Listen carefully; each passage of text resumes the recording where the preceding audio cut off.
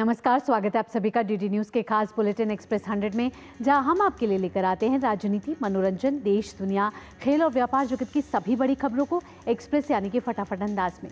मैं हूं आपके साथ भावना नैयर। तो देखिए खबरें तेज रफ्तार से।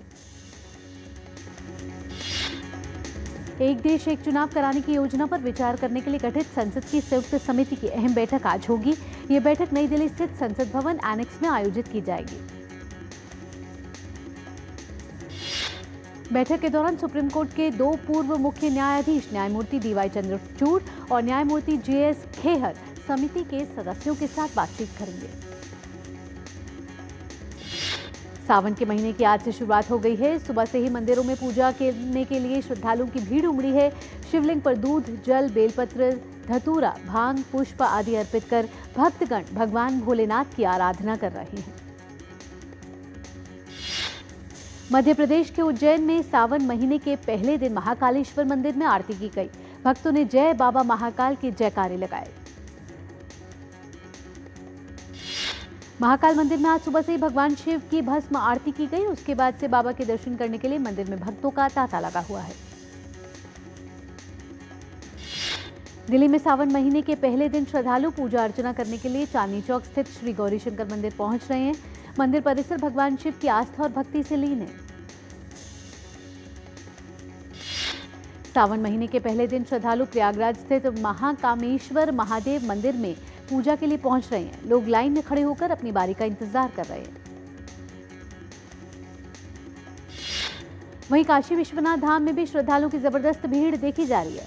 जबरदस्त भीड़ और घंटों लाइन में लगने के बाद श्रद्धालुओं के उत्साह में जरा सी भी कमी देखी नहीं जा रही है। हापुड़ के सबली मंदिर में भी शिव भक्तों की आस्था का बड़ा केंद्र है। लोग भगवान शिव का जलाभिषेक करने दूर दूर से पहुंच रहे हैं। हरिद्वार में भक्तों ने दक्ष महादेव मंदिर में पूजा अर्चना की। इस दौरान भक्तों ने बम बम भोले के जयकारे लगाए। सावन के पहले दिन उत्तर प्रदेश के मुख्यमंत्री योगी आदित्यनाथ ने गोरखपुर के गोरखनाथ मंदिर में विशेष पूजा अर्चना की। सीएम योगी ने भगवान शिव की आराधना की और विधिवत तरीके से रुद्राभिषेक किया। इसके बाद उन्होंने हवन भी किया। राजस्थान के उप मुख्यमंत्री दिया कुमारी ने जयपुर में सावन महीने के प्रथम दिन राजराजेश्वर महादेव मंदिर में पूजा अर्चना की। कानपुर के आनंदेश्वर महादेव मंदिर में श्रद्धालुओं ने भक्ति भाव के साथ पूजा अर्चना की। जलाभिषेक और रुद्राभिषेक के साथ शिव भक्तों ने हर हर महादेव के जयकारे लगाए। धार्मिक आस्था के प्रति कांवड़ यात्रा आज से शुरू हो रही है। कांवड़ यात्रा को लेकर शिव भक्तों में उत्साह का माहौल है। भगवान शिव के लाखों भक्त अपनी कांवड़ में हरिद्वार, गंगोत्री और गोमुख से गंगाजल भरकर लाते हैं और उसे भगवान शिव का जलाभिषेक करते हैं। उत्तराखंड के काशीपुर में कांवड़ मेले की तैयारी को लेकर कल अंतर्राज्यीय समन्वय बैठक बुलाई गई। इस बैठक में उत्तर प्रदेश के अधिकारियों ने भी भाग लिया।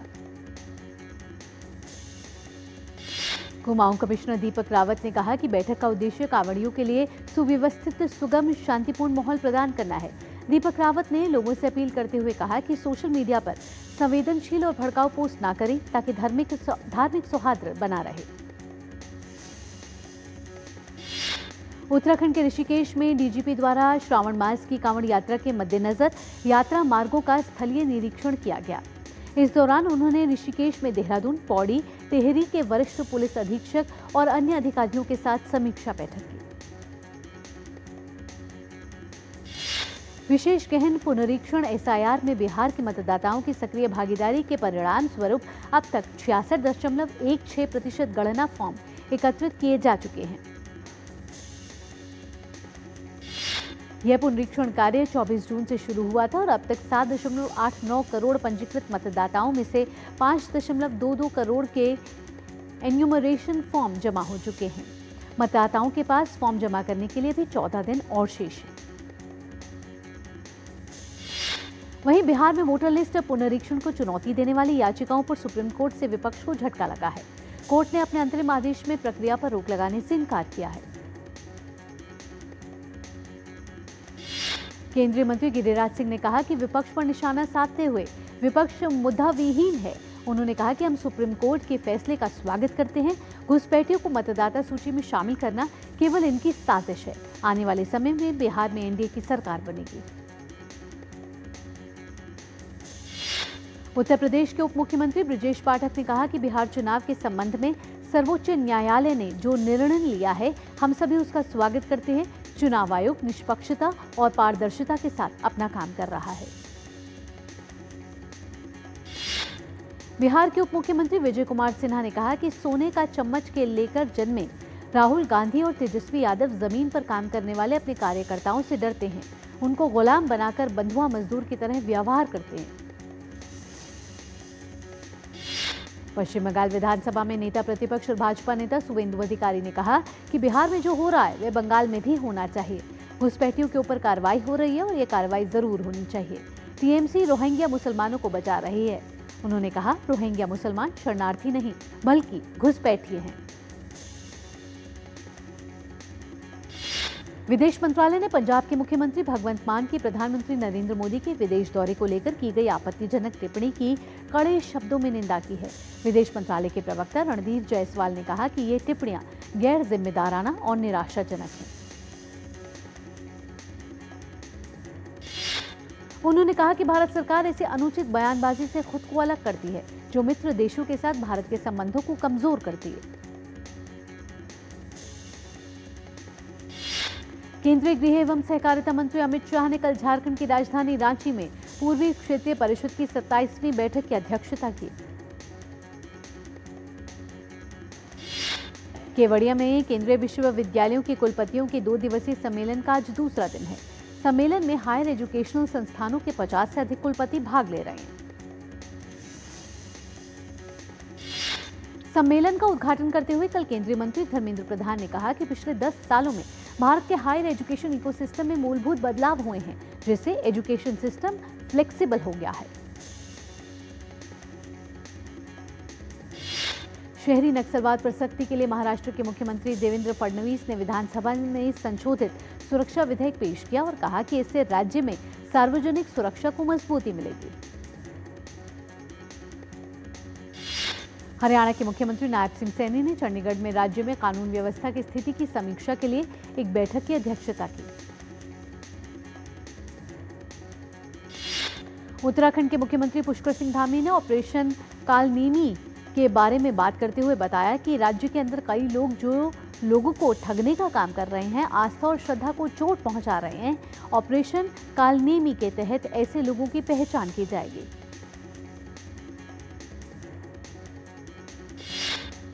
चूरू में कल जगुआर लड़ाकू विमान दुर्घटना में अपनी जान गंवाने वाले स्क्वाड्रन लीडर लोकेंद्र सिंह सिंधु का आज रोहतक में अंतिम संस्कार किया गया। केरल पुलिस ने कुन्नूर हेड पोस्ट ऑफिस परिसर से students federation of India SFI के प्रदर्शनकारी सदस्यों को तितर-बितर करने के लिए पानी की बौछार की। एसएफआई के लोग केरल के राज्यपाल राजेंद्र आर्लेकर के खिलाफ प्रदर्शन कर रहे हैं। उत्तर प्रदेश के बलरामपुर में धर्मांतरण गिरोह के कथित सरगना जलालुद्दीन उर्फ छांगुर बाबा की संपत्तियों पर प्रशासन की कार्रवाई तीसरे दिन भी जारी रही। कार्रवाई के दौरान अवैध अतिक्रमण हटाया जा रहा है। बाबा का धर्मांतरण रैकेट सामने आने के बाद प्रशासन ने उसके पूरे नेटवर्क पर शिकंजा कसना शुरू कर दिया है। उत्तर प्रदेश एडीजी कानून व्यवस्था अमिताभ यश ने बताया है कि ये गिरोह पिछले 15 सालों से काम कर रहा है और धर्मांतरण करवा रहा है। उत्तर प्रदेश के अयोध्या में गुरु पूर्णिमा के अवसर पर सरयू घाट पर विशेष संध्या आरती का आयोजन किया गया। इस दौरान भक्तों का उत्साह चरम पर था। असम के गोलाघाट के कई इलाकों में बाढ़ जैसे हालात हो गए। इन इलाकों में राहत और बचाव अभियान जारी है। गोलाघाट जिला आयुक्त पुलक महंत ने कहा है कि अभी तक बाढ़ से करीब 23,000 लोग प्रभावित हुए हैं। राहत और बचाव कार्य में एनडीआरएफ और एसडीआरएफ जुटी हुई है। उत्तर प्रदेश के मैनपुरी रोड स्थित रेलवे अंडर ब्रिज में भारी बारिश के कारण जलभराव हुआ, जिससे लोगों को आवाजाही में दिक्कतों का सामना करना पड़ रहा है।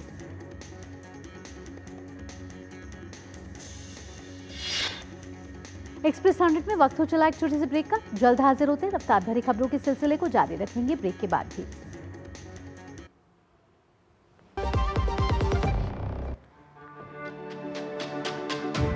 मेरी पसंद। मेरी पसंद। मेरी पसंद। मेरी पसंद। हमारी पसंद। हम सबकी पसंद। मजबूत देश का मजबूत सरिया हो गया स्टील। देखो इधर, ये छतरी भी है। एक मिनट। क्या हुआ? अभी से इतना खर्चा करोगे तो मेरी पढ़ाई का क्या करोगे? आप बिल्कुल टेंशन मत लो, आपके पापा ने प्लानिंग कर रखी है। अच्छा, उन्होंने पहले ही लाइफ इंश्योरेंस का चाइल्ड प्लान सोच रखा है इसके लिए। बढ़िया है। आप आइए, बैठिए, लेके चलते हैं इसमें। क्या? सपनों को रखो सुरक्षित चाइल्ड प्लान के साथ। सबसे पहले लाइफ इंश्योरेंस। ब्रेक के बाद आपका स्वागत है। आप देख रहे हैं एक्सप्रेस 100। रफ्तार भरी खबरों के सिलसिले को बढ़ाते हैं आगे।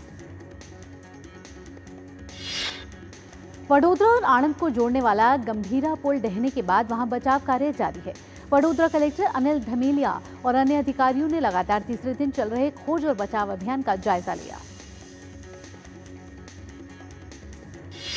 राजस्थान के चूरू में लगातार बारिश के कारण शहर के कई हिस्सों में जलभराव देखा गया। नोएडा के कई हिस्सों में कल हल्की बारिश हुई है। बारिश से लोगों को तपिश भरी गर्मी से राहत मिली। दिल्ली में यमुना नदी का जलस्तर बढ़ा। यमुना नदी के बढ़ते स्तर के बाद सुरक्षा की दृष्टि से इंतजाम किए गए हैं। साथ ही जगह जगह पर चेतावनी बोर्ड भी लगाए गए हैं। गुरुग्राम में कल हुई भारी बारिश के बाद शहर में ट्रैफिक जाम और वाहनों की धीमी गति देखी गई। कई इलाकों में पानी भर गया। उत्तराखंड में मानसून की बारिश चरम पर है और पहाड़ से मैदान तक जोरदार वर्षा हो रही है। देहरादून क्षेत्र के कई हिस्सों में कल भारी बारिश हुई है। उत्तराखंड में लगातार हो रही बारिश से जनजीवन अस्त व्यस्त हो गया है। नैनीताल में बारिश से नाले उफान पर आ गए हैं। सड़कें जलमग्न हो गई हैं। वहीं मल्लीताल में कई रेस्टोरेंट्स में पानी घुस गया है। मौसम विभाग ने आने वाले 5 दिनों के लिए बागेश्वर, नैनीताल के लिए भारी बारिश और अन्य शेष सभी जनपदों में हल्की से मध्यम बारिश होने की संभावना जताई है। वहीं उत्तराखंड में बारिश से कई सड़कें बंद है। इससे लोगों को भारी परेशानी का सामना करना पड़ रहा है। सड़कों को खोलने के लिए 650 से अधिक जेसीबी मशीन तैनात की गई हैं। कई जगह पर भूस्खलन और मलबा गिरने की सूचनाएं भी मिल रही हैं। आईएमडी वैज्ञानिक नरेश कुमार ने मौसम अपडेट पर कहा है कि आज से बारिश की गतिविधियों में कमी आएगी। वहीं हिमाचल और उत्तराखंड में अगले 6 से 7 दिन भारी बारिश होने की संभावना है। केंद्रीय बंदरगाह, नौवहन और जलमार्ग राज्य मंत्री शांतनु ठाकुर ने कहा है कि भारत दुनिया की तीसरी सबसे बड़ी अर्थव्यवस्था बनने की तरफ बढ़ रहा है और निर्यात को बढ़ाने में जहाजरानी और जलमार्ग क्षेत्र महत्वपूर्ण भूमिका निभाएंगे। देश की सबसे बड़ी सरकारी बीमा कंपनी एलआईसी के व्यक्तिगत प्रीमियम सेगमेंट में जून 2025 में सालाना आधार पर 14.6% की मजबूत वृद्धि दर्ज की गई। टाटा कंसल्टेंसी सर्विसेज ने वित्त वर्ष 2026 के पहले तिमाही के नतीजों का ऐलान कर दिया है। अप्रैल-जून तिमाही में कंपनी का मुनाफा सालाना आधार पर 6% बढ़कर 12,760 करोड़ रुपए हो गया। नीति आयोग ने एक रिपोर्ट में कहा है कि राज्यों में साइंस एंड टेक्नोलॉजी काउंसिल को मजबूत करना एक आत्मनिर्भर विकसित भारत के निर्माण के लिए महत्वपूर्ण है। स्टेट एसएनटी काउंसिल खासकर कृषि, रिन्यूएबल एनर्जी, आपदा प्रबंधन और क्षेत्रीय क्षेत्र पर स्थानीय उद्यमिता जैसे क्षेत्रों में वैज्ञानिक इनोवेशन और सामाजिक आर्थिक विकास के बीच की खाई को पाटने में महत्वपूर्ण भूमिका निभाती है।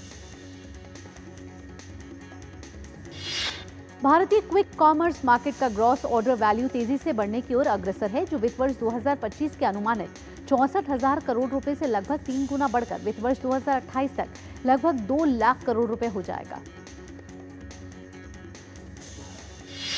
सड़क परिवहन एवं राजमार्ग राज्य मंत्री हर्ष मल्होत्रा ने कहा कि केंद्र सरकार ग्रीन मोबिलिटी और ईवी मैन्युफैक्चरिंग इकोसिस्टम विकसित करने के लिए प्रतिबद्ध है। साथ ही बताया गया कि भारत क्लीन मोबिलिटी यात्रा के अपने मिशन पर सही राह पर है। केंद्रीय मंत्री ने कहा कि प्रधानमंत्री नरेंद्र मोदी की सरकार देश में ग्रीन मोबिलिटी और ईवी मैन्युफैक्चरिंग इकोसिस्टम को ये विकास को गति प्रदान करने के लिए प्रतिबद्ध है और पीएम ई ड्राइव और फेम 2 योजनाओं की शुरुआत इसका प्रमाण है। केंद्रीय मंत्री पीयूष गोयल ने कहा कि ऑस्ट्रेलिया, संयुक्त अरब अमीरात, यूरोपीय मुक्त व्यापार संघ देशों और ब्रिटेन सहित विकसित देशों के साथ मुक्त व्यापार समझौतों के माध्यम से सहायक नीतियों, राजकोषीय प्रोत्साहनों, कम टैरिफ बाधाओं और नए बाजार तक पहुंच के जरिए कृषि क्षेत्र में प्रगति हुई है।